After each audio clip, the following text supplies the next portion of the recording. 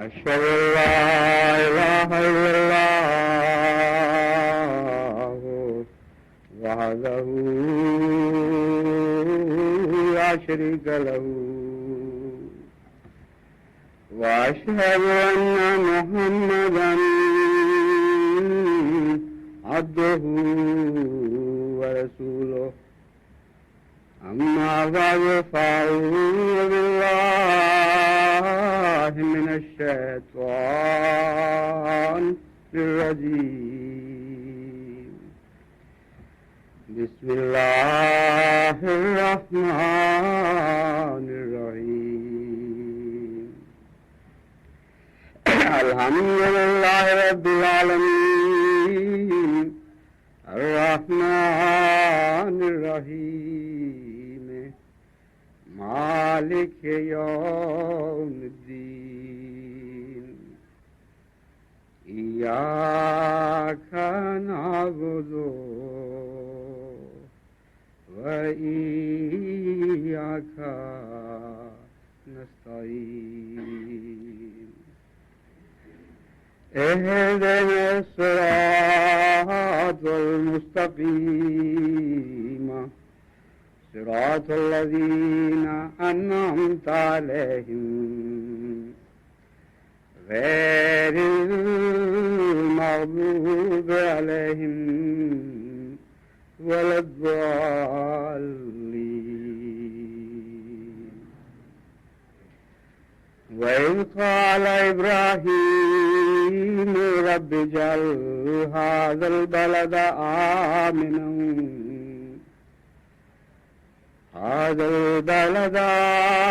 آمنا واجنبني وبني أن نعبد الأصنام رب إنهن أضلن كثيرا من الناس فمن تبعني فإنه مني ومن عصاني فإنك غفور رحيم ربنا إني أسكنت من ذريتي بواد غير ذي زرع عند بيتك المحرم ربنا ليقيموا الصلاة فاجعل أفئدة من الناس تهوي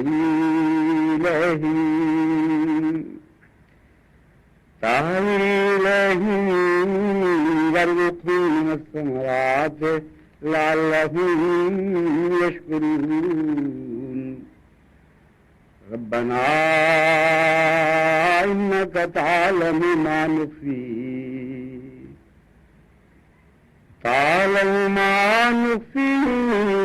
وما نعلن وما يخفى على الله من شيء في الأرض ولا في السماء. ابھی چند دن تک انشاءاللہ تعالی ہم مشرق کے دورے پر پاکستان سے روانہ ہوں گے اور اس دورے میں سب سے اہم فریضہ جو ادا کرنا ہے وہ آسٹریلیا کے بر اعظم میں سب سے پہلی احمدیہ مسجد کی بنیاد رکھنی ہے. یہ مسجد کی بنیاد بھی ہوگی اور مشن ہاؤس کی بنیاد بھی ہوگی، یعنی اس مسجد کے ساتھ ایک بہت ہی عمدہ مشن ہاؤس کی عمارت بھی تعمیر ہوگی جہاں مبلغ اپنے ہر قسم کے فرائض پورے کر سکے گا. اس لحاظ سے یہ جماعت احمدیہ کی تاریخ میں ایک بہت ہی اہم مسجد ہے کہ ایک نئے بر اعظم میں ہمیں مسجد رکھنے کی بنیاد رکھنے کی توفیق مل رہی ہے. اس سے قبل بر اعظم آسٹریلیا خالی پڑا تھا اور جماعت یہ تو کہہ سکتی تھی کہ دنیا کے ہر بر اعظم میں ہم نے اللہ تعالیٰ کے فضل سے اسلام کا پیغام پہنچایا ہے، لیکن بر اعظم آسٹریلیا میں اگر پیغام پہنچا تو اتفاقاً انفرادی کوشش سے پہنچا، باقاعدہ جماعت کی طرف سے کوئی مشن نہیں بنایا گیا اور کوئی مسجد نہیں بنائی گئی. مسجد کے لیے جو زمین لی گئی ہے وہ اللہ تعالیٰ کے فضل سے بہت ہی باموقع اور کافی بڑا رقبہ مل گیا ہے. آسٹریلیا کے ایک مشہور شہر ہے سڈنی. سڈنی کے تقریباً 25 میل کے فاصلے پر 50 میل کے فاصلے کے اندر، وہاں 50 میل کا فاصلہ بڑے بڑے شہروں میں کوئی چیز نہیں ہوا کرتا. 27 ایکڑ سے کچھ زائد رقبہ ملا ہے جہاں انشاءاللہ مسجد کی بنیاد بھی رکھی جائے گی، مسجد بھی بنائی جائے گی، مشن ہاؤس بھی، اور آئندہ جماعت کی دلچسپیوں کے لیے ہر قسم کے مواقع وہاں مہیا ہو سکیں گے. 27 ایکڑ میں تو ہمارا جلسہ سالانہ ہو سکتا ہے ماشاءاللہ. اس لیے ہم بڑی امید لے کر اتنا بڑا رقبہ لے رہے ہیں کہ خدا تعالیٰ جلد اس کو بھر بھی دے اور چھوٹا بھی کر دے، اور ہماری توقعات ناکام ہو جائیں، اس کے فضل ان سے بہت آگے نکل جائیں. ان دعاؤں کے ساتھ انشاءاللہ تعالیٰ اس مسجد کا آغاز کیا جائے گا. پاکستان میں سے روانہ ہونے سے پہلے یہ میرا آخری خطبہ ہوگا اس سفر پہ جانے سے پہلے، اس لیے میں نے اس مسجد کو ہی اور مساجد کی تعمیر کے مضمون کو آج کے خطبے کا موضوع بنایا ہے. سب سے اہم مسجد جو دنیا میں تعمیر کی گئی، جس کے مقاصد میں حضرت صلی اللہ علیہ وآلہ وسلم کی بعثت شامل تھی، وہ بیت الحرام ہے، یعنی وہ خدا کا پہلا گھر جو مکے میں آباد کیا بنایا گیا. اس گھر سے پہلے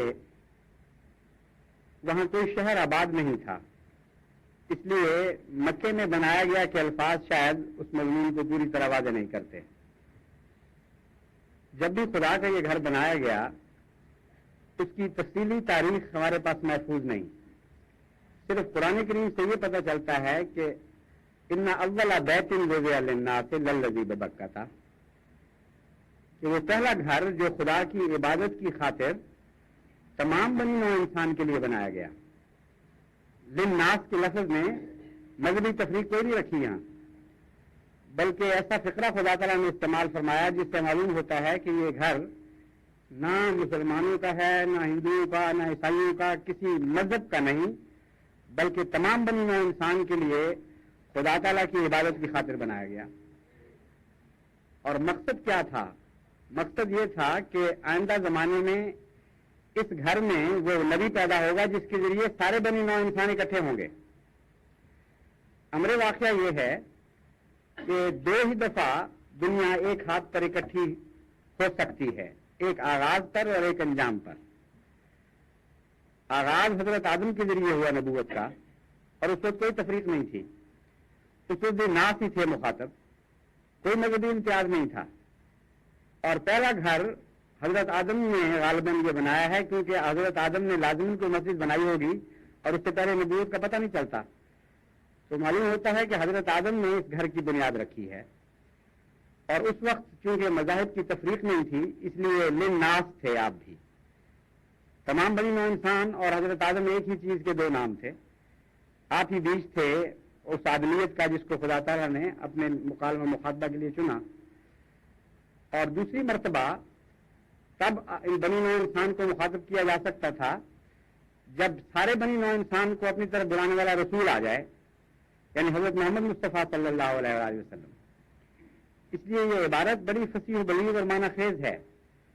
ان اول بیت وضع للناس سے یہ نہیں فرمایا کہ پہلا گھر جو تھا وہ ابراہیم کے لیے بنایا گیا یا داؤد کے لیے بنایا گیا یا موسیٰ کے لیے یا نوح کے لیے، بلکہ یہ فرمایا کہ یہ ناس کے لیے بنایا گیا ہے. جب بنایا گیا تھا اس وقت بھی سارے بنی نوع انسان اس سے وابستہ تھے، اور اس کا انجام بھی ایسا ہوگا کہ تمام بنی نوع انسان اس گھر پر اکٹھے ہوں گے، یعنی رحمت للعالمین اور کافۃ للناس رسول ظاہر ہو چکا ہوگا. اس لیے میں نے کہا کہ اس کے مقاصد میں سب سے بڑا مقصد حضرت محمد مصطفیٰ صلی اللہ علیہ وآلہ وسلم کی بعثت تھی. گویا آپ کے پیدا ہونے پر اس گھر کے مقاصد کی تکمیل ہوئی. وہ توحید کا علمبردار، وہ خدا واحد کی پرستش کرنے والا آ گیا جس کی پرستش ہی خدا کو مقصود اور منظور تھی، اور اس کی عبادت کے مقابل پر ساری کائنات کے عبادت کرنے والوں کی عبادت ہیش تھی. اس موقع پر جبکہ یہ عظیم الشان گھر آباد ہوا، کیا واقعات گزرے اس کا تاریخ انسانی کوئی ذکر نہیں کرتی. صرف ایک قرآن کریم ہے جس میں یہ ذکر فرمایا ہے کہ پہلا گھر اللہ کی عبادت کے لیے وہی ہے جو بکہ کے پاس موجود ہے. البتہ قرآن کریم نے اس کی تعمیر نو کا کسی قدر تفصیل سے ذکر فرمایا ہے. یہ فرمایا ہے کہ جب حضرت ابراہیم علیہ الصلوۃ والسلام نے اس گھر کو اللہ کے منشا کے مطابق دوبارہ آباد کرنے کا فیصلہ کیا تو اس وقت کیا واقعات گزرے. وہ ایسے واقعات ہیں جن کو ہمیشہ کے لیے محفوظ کر دیا گیا ہے ان لوگوں کی خاطر جو خدا کا گھر بنانے کی نیت کرتے ہیں. ابراہیم کی پاک سنت پر عمل کیے بغیر اگر کوئی گھر بنایا جاتا ہے تو اس کی کوئی بھی حقیقت نہیں ہے. اگر وہ روح اس میں نہیں ہے گھر بنانے میں جو ابراہیم کے پیش نظر تھی تو تب بھی اس گھر کی کوئی حیثیت نہیں ہے. بڑے بڑے شاندار گھر بناتے ہیں خدا کی خاطر لوگ، ارب روپیہ خرچ کر دیتے ہیں، مگر اس گھر سے اس کی کوئی بھی نسبت نہیں جو حضرت ابراہیم علیہ السلام نے اثر نو تعمیر کیا تھا. اور وہاں کسی بادشاہت کا روپیہ استعمال نہیں ہوا، کوئی بڑے بڑے انجینئر نہیں آئے، کوئی عظیم الشان معمار اکٹھے نہیں کیا گیا دنیا سے ماہرین فن، کوئی قومی مزدور نہیں بنائی گئی. اللہ تعالیٰ اتنا فرماتا ہے کہ جب وہ تعمیر نو ہوئی خانہ کعبہ کی تو باپ معمار تھا اور بیٹا مزدور، اور اتنی چھوٹی عمر کا بیٹا تھا کہ بمشکل ساتھ دوڑنے بھاگنے کے قابل ہوا تھا. تو اس وقت خدا کے اس نبی نے خود اپنے ہاتھوں سے اس گھر کی تعمیر کی، پتھر اکٹھے کیے، بنیادیں کھودی جو دب گئی تھیں ریت کے تلے. حضرت رسول کریم صلی اللہ علیہ وسلم فرماتے ہیں کہ جب حضرت ابراہیم لے کر آئے ہیں حضرت حاجرہ کو اور حضرت اسماعیل کو تو تلاش کرتے پھرتے تھے کہ وہ خدا کا پہلا گھر ہے کہاں. چنانچہ ریت کے اندر سے چھوٹی سی دیوار نکلی ہوئی دکھائی دی پرانے زمانے کے مین دن گھر میں سے. اس دیوار پر آپ نے بچے کو بٹھایا اور پھر تلاش شروع کی کس طرح اس گھر کی آباد نو دوبارہ تعمیر کرنی چاہیے، کیا نقشہ بنے گا. لیکن چونکہ حضرت اسماعیل کا اس میں شامل ہونا ضروری تھا اللہ کے نزدیک، اس لیے اس وقت تعمیر نو نہیں ہوئی ہے. اس وقت خدا نے ٹال دیا اس وقت کو، اور حضرت ابراہیم علیہ السلام کو حکم دیا کہ اب تم ان کو چھوڑ کر یہاں سے چلے جاؤ. اور تعمیر کا کام جو لینا تھا وہ خواب میں دکھایا گیا کہ اس گھر کے پاس لے کے جا رہے ہیں، اس کو ٹال دیا. اس میں ایک بہت بڑی حکمت تھی، بلکہ ایک سے زائد حکمتیں تھیں. ایک تو یہی کہ جس کی نسل سے آپ کے جس بیٹے کی نسل سے حضرت محمد مصطفیٰ صلی اللہ علیہ وسلم نے پیدا ہونا تھا اور جس نے بنو اسحاق سے ممتاز کر دینا تھا اس شاخ کو، وہ بیٹا بھی اس قابل نہیں تھا کہ اس گھر کی تعمیر میں حصہ لے سکے. دوسرے ایسی وادی میں چھوڑ کے جا رہے تھے جہاں نہ پانی کا انتظام نہ کھانے کا انتظام، اور اللہ تعالیٰ نے یہ خبر دے چکا تھا کہ تم سے گھر بنوانا ہے میں نے، اور گھر بنوایا نہیں تھا ابھی. اس سے بڑی زندگی کی ضمانت کوئی نہیں ہو سکتی تھی. حضرت ابراہیم علیہ الصلوۃ والسلام کو اس سے زیادہ تسلی نہیں دی جا سکتی تھی کہ جب تک تم آنا آؤ دوبارہ اور بار بار آپ آئے وہاں، اور جب تک اسماعیل اس قابل نہ ہو کہ تمہارے ساتھ مل کے خانہ کعبہ کی تعمیر کرے اس وقت تک ان کو کوئی فکر نہیں ہے. کیسا عظیم الشان وہ خدا تعالیٰ کا سلوک تھا پیار کا، اور ابراہیم کا توکل بھی کتنا عظیم الشان تھا علیہ الصلوۃ والسلام، کہ اس حالت میں بیوی اور بچے کو چھوڑ کر جا رہے ہیں. اور پھر بیوی کا اپنا یہ حال تھا، ایسی ایمانی کیفیت تھی کہ حضرت صلی اللہ علیہ وسلم فرماتے ہیں کہ جب وہ چھوڑ کر جانے لگے تو اچانک رخصت ہوئے، ایک طرف کو رخ اختیار کر لیا اور بیوی وہیں تھی اور بچہ وہیں پڑا ہوا تھا. ایک مشکیزہ دے گئے پانی کا اور کچھ کھجوریں چھوڑ گئے. حضرت حاجرہ کو محسوس ہوا کہ یہ تو ہمیں چھوڑ کر جا رہے ہیں کہیں. انہوں نے آوازیں دی لیکن کوئی جواب نہیں دیا. پھر پیچھے دوڑیں بے قرار ہو کے، لیکن آپ کی آواز شدت غم سے بھرا گئی تھی، آنسو آ رہے تھے، ڈر تھا کہ میں بات کروں گا تو رو پڑوں گا، اور اس موقع پر پورا صبر کرنا چاہتے تھے، اس لیے آپ جواب نہیں دیتے تھے، نہ مڑ کے دیکھتے تھے.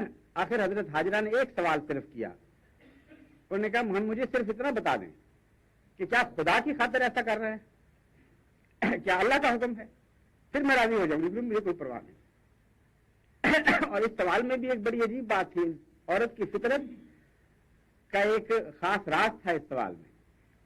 حضرت ہاجرہ حضرت سائرہ کے اوپر سوکن کے طور پر آئی ہوئی تھی، اور آپ کو پتا تھا کہ حضرت سائرہ پسند نہیں کرتی ان کو، اور کئی دفعہ حضرت ابراہیم علیہ السلام کو کہہ چکی ہیں کہ نکالو اس کو گھر سے۔ یہ بےقراری تھی ان کے دل میں لگی ہوئی کہ مجھے یہ بتا دیں کہ میرے خدا کی خاطر ایسا کر رہے ہیں یا سوگن کی خاطر کر رہے ہیں۔ اگر خدا کی خاطر ہے تو ساری ٹھنڈ پڑ جائے گی، چاہے یہاں پیاس میں تڑپ تڑپ کے جان دوں، اور اگر میری سوگن کی خاطر ہے تو پھر تو آگ اور بھی بڑھے گی۔ بہرحال ایک آپ کو چھوڑنے کا دکھ، پھر اس حالات کا دکھ، اور اوپر سے یہ سکناپا کہ ایک بیوی کی خاطر دوسری بیوی کو چھوڑ رہے ہیں۔ تو جب انہوں نے یہ کہا کہ کیا خدا کی خاطر، تو انہوں نے انگلی اوپر اٹھائی اور سر ہلایا، پھر یہ بڑے اطمینان سے تسلی سے واپس آ کے وہاں بیٹھ گئی۔ یہ ہے اس گھر کے پاس آباد کرنے کا آغاز۔ اور اس وقت کی جو دعائیں ہیں ان میں کسی شہر کا ذکر نہیں ملتا، اس میں اللہ تعالیٰ حضرت ابراہیم جو دعا کرتے ہیں وہ عرض کرتے ہیں اللہ سے، رب اجعل ھذا بلدا آمنا، اے خدا اس جگہ کو بلدا آمنا بنا دے۔ معلوم ہوتا ہے وہاں کوئی جھونپڑی بھی نہیں تھی کسی کی، کھلا صحرا، نہ کوئی درخت نہ کوئی سایہ، وہ ایک ماؤنٹ جس کو کہتے ہیں، چھوٹا سا ٹیلا بن گیا تھا ایک کھنڈر کے اوپر، بس یہی کوئی اونچائی تھی وہاں۔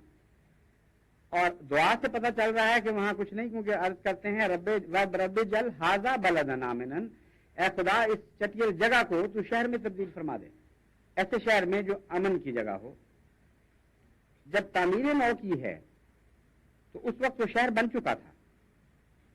اس عرصے میں جب پھر دوبارہ آئے ہیں تو وہاں ایک قافلہ آباد ہو چکا تھا جرم قبیلے کا، اور کچھ اور لوگوں نے بھی گھر بنا لیے تھے۔ جب آ کے دیکھا تو نقشہ بدلا ہوا تھا، ایک بیوی اور بچے کی بجائے ایک پورا قبیلہ وہاں آباد ہو گیا تھا۔ وہاں جو دعا کی ہے وہاں یہ ہے، رب اجعل ھذا البلد آمنا، اے خدا اس شہر کو امن کی جگہ بنا دے، یہاں آباد ہو چکا ہے۔ تو اس لمبے عرصے تک آپ کا رابطہ رہا، اور جب حضرت ابراہیم علیہ الصلوۃ والسلام، حضرت اسماعیل علیہ الصلوۃ والسلام چلنے پھرنے دوڑنے پھرنے کے قابل ہوئے تو پھر دو واقعات یہاں گزرے ہیں۔ ایک خانہ کعبہ کی، خدا کے پہلے گھر کی تعمیر نو، جس میں دونوں باپ بیٹا نے حصہ لیا ہے، اور ایک حضرت اسماعیل کی قربانی۔ تو خدا کے گھر بنانے کے پہلے جو پس منظر ہے وہ سوچیے کتنا دردناک ہے اور کتنا عظیم الشان ہے، کتنے گہرے محبت اور عشق کے جذبات ہیں جو اللہ اور بندے کے درمیان چل رہے ہیں، اور پھر اس گھر کی تعمیر ہو رہی ہے، اور بظاہر یہ گھر اتنا معمولی ہے کہ دو باپ بیٹا نے مل کے چند پتھر رکھے ہیں، ٹیڑے اونچے سیدھے ٹیڑے جیسے بھی ان بیچاروں سے رکھے گئے، وہ جانتے ہی نہیں تھے کہ تعمیر کس طرح کیا کرتے ہیں۔ اور سب سے زیادہ پیار کی نگاہیں جس گھر پر خدا کی پڑی ہیں وہ وہی گھر ہے۔ سب سے زیادہ عظیم الشان عبادت کرنے والے نے جس گھر کی خاطر پیدا کیا جائے، جس گھر کو آباد کرنا تھا، وہ حضرت محمد مصطفیٰ صلی اللہ علیہ وآلہ وسلم کا وجود، وہ اسی گھر سے وابستہ ہوئے۔ اور اس گھر میں وہ دعا کی گئی گھر کی بلندی کرتے وقت، اس کی تعمیر کرتے وقت، جس میں حضرت محمد مصطفیٰ صلی اللہ علیہ وآلہ وسلم کا بیست کا مطالبہ کیا گیا حضرت ابراہیم کی طرف سے، اور جن الفاظ میں آپ نے دعا کی انہی الفاظ میں قبولیت کی خبر دی ہے اللہ تعالیٰ نے حضرت صلی اللہ علیہ وآلہ وسلم کو مبعوث فرماتے ہوئے۔ چنانچہ حضرت ابراہیم کی دعا یہ تھی، ربنا وبث فیہم رسولا منہم یتلو علیہم آیاتک ویعلمہم الکتاب والحکمہ ویزکیہم، اے ہمارے رب ابث فیہم، ان لوگوں میں، یہ گھر جو میں نے آباد کیا ہے ان میں وہ نبی مبعوث فرما دے، جس کی خوشخبریاں تو ہمیشہ سے دیتا چلا آیا ہے نبیوں کو، وہ مراد ہے۔ وہ نبی سے مراد وہ نبی جس کی خوشخبریاں اللہ تعالیٰ پہلے انبیاء کو دیتا آ رہا تھا۔ فرمایا خدا اس گھر سے زیادہ اور کوئی گھر مستحق نہیں ہے جس کو میں اور میرا بیٹا بنا رہے ہیں، اور جو ایسی عظیم شان قربانیوں کے ساتھ بنایا گیا ہے کہ تو یہاں وہ نبی مبعوث فرما۔ 4 دعائیں کی حضرت رسول کریم صلی اللہ علیہ وآلہ وسلم کے لیے کہ یہ 4 صفات عطا کر اس نبی کو، یتلو علیہم آیات کا، وہ بنی نوع انسان پر تیری آیتیں تلاوت کرے، وَيُعَلِّمُهُمُ الْكِتَابَ، اور کتاب کی تعلیم دے، یعنی شریعت عطا کرے، والحکمہ، اور اس شریعت کی حکمتیں بھی ساتھ بیان فرمائے. کوئی ایسا نبی نہ ہو جو کہے کہ مانو نہیں تو جاؤ جہنم میں، بلکہ وہ دلوں کو بھی قائل کرے، دماغ کو بھی قائل کرے. وَيُزَكِّيهِمْ، اور حضرت ابراہیم نے سوچا کہ جب یہ تین چیزیں ہو جائیں گی تو تزکیہ نفس تو ایک لازمی حصہ ہے. جس قوم کو ایسا رسول ملے جو اللہ کی آیتیں پر تلاوت کرے، پھر ان کو تعلیم کتاب دے، پھر اس کی حکمتیں بتائے، اس کا تزکیہ تو ایک طبی بات ہے. خدا نے اس دعا کو انہی الفاظ میں قبول فرمایا، لیکن ایک فرق کے ساتھ. ترتیب بدل دی اس دعا کی، اور یہ بتایا کہ بندے کی سوچ اور ہوتی ہے، اور خالق اور علیم القدیر خدا کی سوچ اور ہوتی ہے، علیم و حکیم خدا کی سوچ اور ہوتی ہے. ایسا باریک فرق کر دیا ہے کہ اس سے دعا کی شان کو بڑھا دیا ہے. اس فرق کرنے کے نتیجے میں سورہ جمعہ میں اس دعا کی قبولیت کا اعلان ملتا ہے. فرمایا هو الذی بعث فی الامیین رسولا منہم. دیکھو ابراہیم کی دعا سنی گئی. وہی خدا ہے یہ جس نے ان لوگوں میں سے وہ رسول برپا کر دیا جس کے متعلق مانگا گیا تھا. یتلو علیہم آیاتہ ویزکیہم ویعلمہم الکتاب والحکمہ. وہ ان پر آیات، اللہ تعالیٰ کی آیات پڑھ کے سناتا ہے. ویزکیہم، یہاں تزکیہ جو سب سے آخر پر رکھا تھا حضرت ابراہیم نے، اس کو پہلے لے آیا اللہ تعالیٰ. پہلے پاک کرتا ہے، وَيُعَلِّمُهُمُ الْكِتَابَ وَالْحِکْمَةَ، پھر تعلیم کتاب دیتا ہے، پھر ان کو حکمتیں بتاتا ہے. اگر آپ غور کریں تو حیرت انگیز اصلاح فرمائی ہے صرف ترتیب بدلنے سے اللہ تعالیٰ نے، اور اسلام کی شان کی طرف بھی روشنی ڈال دی کہ کتنا عظیم الشان مذہب ہے جو اب ظاہر ہونے والا ہے. پہلے مذاہب کی انتہا ہوا کرتی تھی تزکیہ. حضرت ابراہیم علیہ السلام نے جو دستور دیکھا تھا مذاہب کا، جو تاریخ ان کے سامنے کھلی تھی، وہ یہی جانتے تھے کہ انبیاء ہمیشہ پہلے تعلیم دیتے ہیں، حکمتیں سکھاتے ہیں، پھر اس کے نتیجے میں تزکیہ ہوتا ہے، اور تزکیہ مقصود ہے، یہ آخری چیز ہے. خدا تعالیٰ نے بتایا کہ ایک اور مذہب آنے والا ہے اب دنیا میں، یہ ملتیوں کو اٹھائے گا اور بلند تر مقامات پر لے جائے گا. اس اسکول میں داخل ہونے کے لیے ڈگری زیادہ اونچی ہونی چاہیے. جس طرح ابتدائی کے اسکول میں پرائمری کے لیے اور قسم کی قابلیت کی ضرورت ہوا کرتی ہے، ہائی اسکول کے لیے اور ضرورت ہوتی ہے، اور ڈگریوں کے لیے اور ضرورت ہوتی ہے. تو مذہب اسلام کا مقام بہت بلند کر دیا اس ترتیب نے. خدا نے فرمایا نہیں، اب تو تزکیہ والے لوگ ہی یہاں داخل ہو سکیں گے، وہی فائدہ اٹھائیں گے، گندے اور ناپاک لوگوں کے لیے جگہ کوئی نہیں ہے. پہلے تزکیہ کرو ہوگا، پھر تم اس لائق ہوگے کہ اسلام کی باتیں سمجھو. تزکیے کے بغیر نہ اس کی تعلیم سمجھ میں آنی ہے، نہ اس کی حکمتیں معلوم کر سکو گے. اور یہی وہ بین ہی مضمون ہے جس سے قرآن کریم کا آغاز ہو رہا ہے، جس سے معلوم ہوتا ہے کسی بندے کا کلام نہیں. اتنا گہرا، اتنا مضبوط ربط ہے آیات کے درمیان کہ عقل دنگ رہ جاتی ہے. فرمایا ذالک الکتاب، تو رسول کا تعارف تھا، کتاب کا تعارف سنیے. ذالک الکتاب، یہ وہی کتاب ہے. جس طرح فرمایا یہ وہی رسول ہے جس کی دعا کی گئی تھی. فرمایا یہ وہی کتاب ہے جس میں آنا تھا. لا ریب فیہ، اس میں کوئی شک نہیں. ھدی للمتقین، لیکن یہ وہ ہدایت نہیں ہے جو غیر متقی کو بھی مل سکے. تزکیہ والے لوگ اور متقی ایک ہی چیز کے دو نام ہیں. فرمایا اس کتاب سے استفادہ کے لیے تقوی شرط ہے، یعنی پہلے تزکیہ نفس کو، پھر آگے بڑھائے گی یہ کتاب. اور جن کا دل پاک نہیں ہے، جو گندے لوگ ہیں، ان کو اس کتاب سے کچھ بھی نہیں ملنا. وہ یہ سمجھنے کی اہلیت نہیں رکھتے، ان کا مقام وہ نہیں ہے، ان کی ڈگریاں اس قابل نہیں ہیں کہ ان کو اس عظیم الشان کالج میں داخل کیا جائے جو محمد مصطفیٰ صلی اللہ علیہ وسلم کا مکتب ہے. اس کے علاوہ شان محمد مصطفیٰ صلی اللہ علیہ وسلم ایک اور طرح بھی ظاہر فرمائی. فرمایا یہ وہ رسول نہیں ہے جو یہ انتظار کرے گا کہ تعلیم دے تو پھر تمہارا تزکیہ کرے. اس میں عظیم الشان قوت قدسیہ ہے. ان پڑھوں میں سے آیا اور انہی میں سے آیا، ان پڑھوں میں پیدا ہوا اور ان میں سے ایک تھا. یہ اس یہاں سے بات شروع ہوئی ہے. اور فرماتا ہے یعلمہم الکتاب والحکمہ، تعلیم بھی دے گا، کتاب بھی سکھائے گا، مگر یہ تو لمبا عرصہ ہے. ان پڑھوں کو کہاں تک تعلیم دی جائے اور کہاں تک ان کے تزکیہ کا انتظار کیا جائے. فرمایا اتنا عظیم الشان رسول ہے، ایسی عظیم قوت قدسیہ ہے اس کی کہ اس کو ملنا، اس کو دیکھنا ہی پاک ہونے کے لیے کے مترادف ہے. اور پہلے پاک کرے گا پھر پڑھائے گا. دوسرے معنوں میں اس کتاب والے مضمون کو ایک اور رنگ میں پیش فرمایا کہ یہ ایسا رسول ہے جو کپڑوں کو دھوتا بھی خود ہے، کیونکہ اس میں رنگ ڈالنا ہے.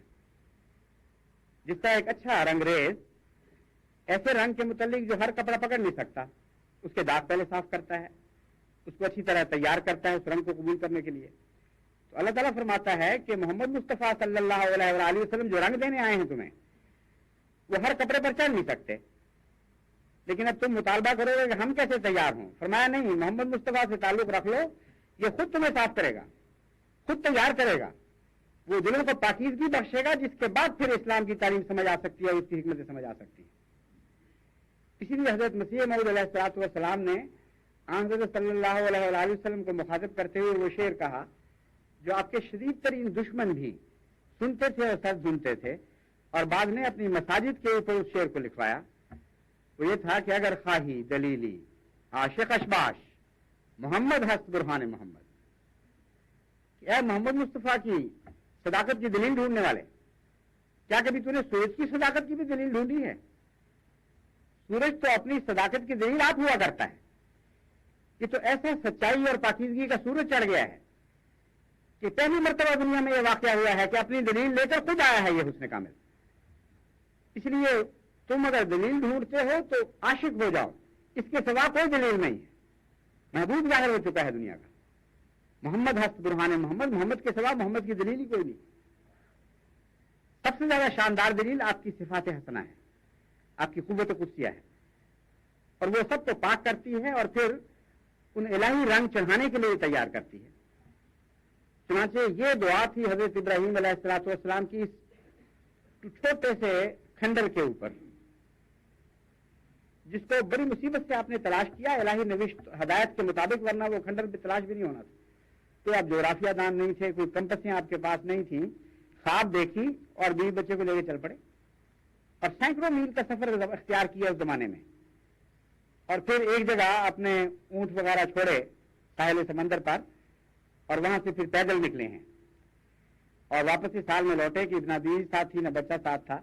ایک توکل تھا اللہ تعالیٰ پر اور یقین تھا کہ جہاں یہ وہ گھر ہے جو سب گھروں سے زیادہ شاندار بننے والا ہے. تو ظاہری تعمیر جو ہے اس کی کوئی بھی حقیقت نہیں. جیسا کہ میں نے بیان کیا ہے، ایسی ایسی حکومتیں ہیں جو گھر بنا رہی ہیں خدا کے کہ ہمارے 100 سالہ منصوبے پر جتنی رقم خرچ ہوتی ہے یا ہونی ہے اس سے کئی گنا زیادہ وہ ایک مسجد پر لگا دیتے ہیں.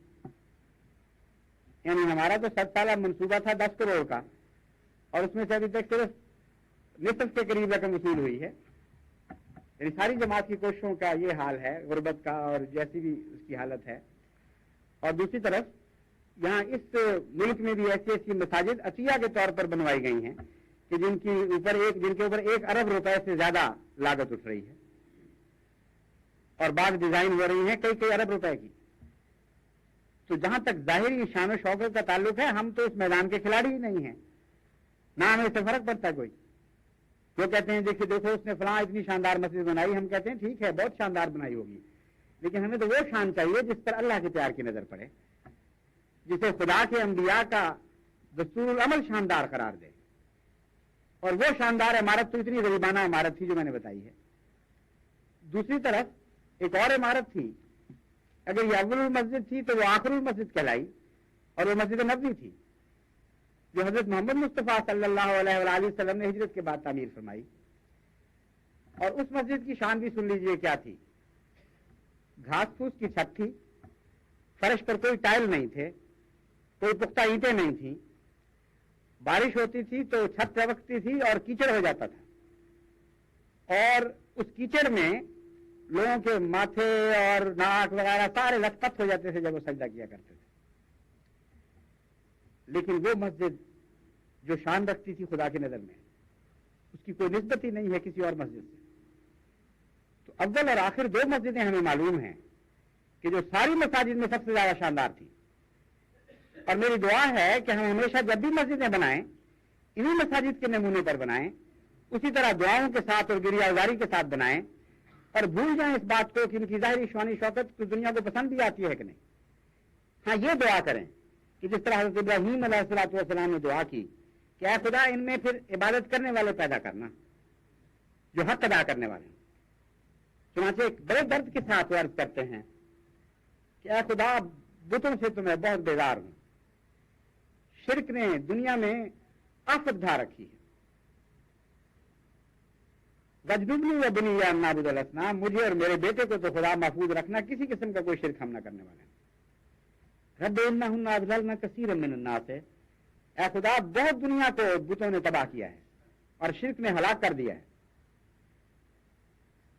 فمن تبعنی فانہ منی، بس اے خدا جو میری پیروی کرے گا وہ تو شرک سے پاک رہے گا، وہ میرا ہے، اور جو میری پیروی نہیں کرے گا اور اس کے سوا مسجدیں بنائے گا اور عبادت کے لیے تیرے گھر تعمیر کرے گا، مجھے اس سے غرض نہیں، لیکن میں اس کے متعلق بھی اتنا عرض کرتا ہوں فإنک غفور الرحیم، تو ہے تو غفور الرحیم نا، ان کے لیے بھی بخشش کی سامان کرنا۔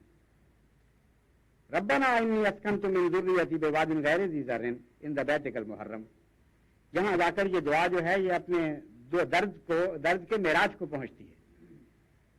کہتے اے خدا اس گھر کی خاطر جو میں اور میرا بیٹا یہاں تعمیر کر رہے ہیں، اسکنت من ذریتی، میں نے اپنی ذریت کو یہاں آباد کیا، جبکہ وادی غیر ذی زرع تھی، گھاس کا تیلا بھی نہیں اگتا تھا، یہاں ایسا بھی ابان علاقہ تھا۔ عند بیتک المحرم، میں نے ڈھونڈا وہ گھر کون سا ہے جو تیری خاطر بنایا گیا تھا، اور وہاں میں نے اس کو آباد کیا۔ کیوں آباد کیا؟ ربنا لیقیموا الصلاۃ، اے خدا اس لیے آباد کیا کہ تیری عبادت کی جائے۔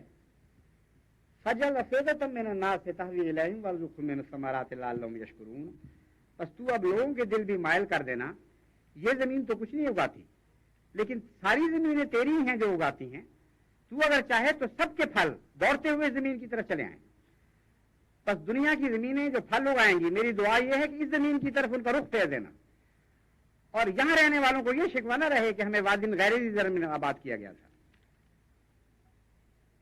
اور اے خدا انک تعلم ما نخفی وما نعلن، بہت بڑے دعوے میں نے کیے ہیں کہ تیری خاطر سب کچھ کر رہا ہوں، لیکن یہ بھی جانتا ہوں کہ بعض ایسی باتیں بھی ہیں جو مجھے نہیں معلوم اپنے دل کی، اور تو جانتا ہے، اس لیے انسانی دعوے کی کوئی بھی حیثیت نہیں۔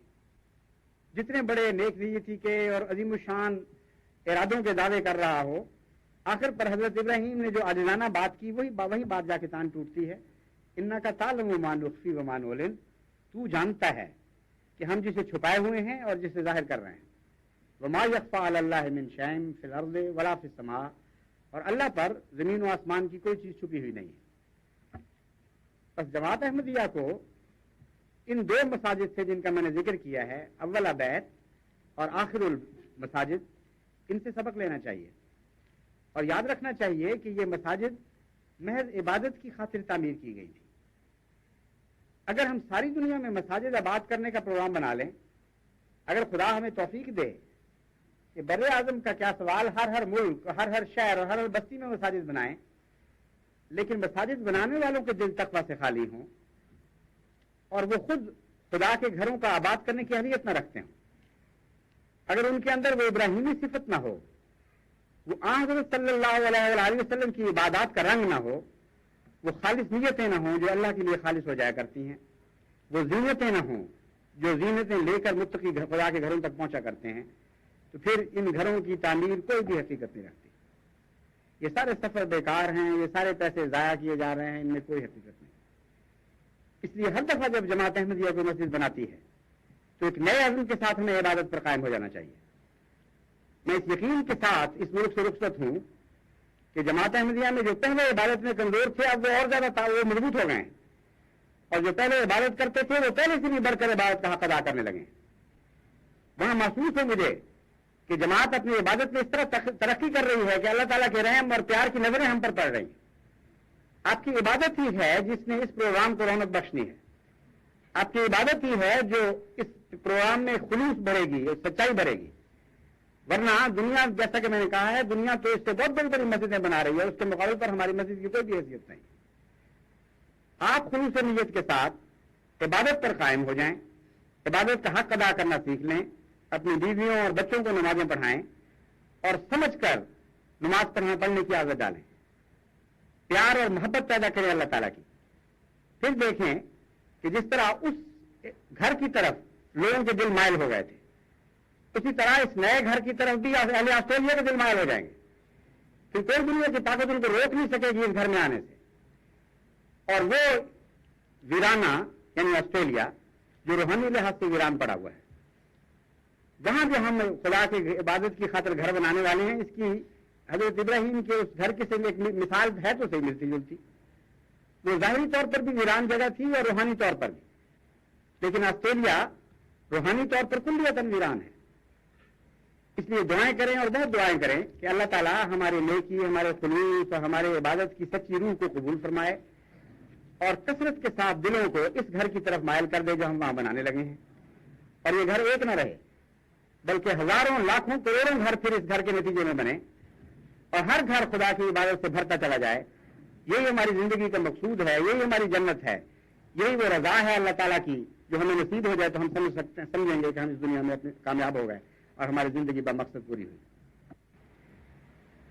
الحمدللہ نحمدہ ونستعینہ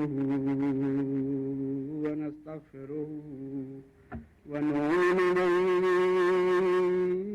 ونتوکل علیہ ونعوذ باللہ من شرور انفسنا ومن سیئات اعمالنا ومن يهده الله فلا مضل له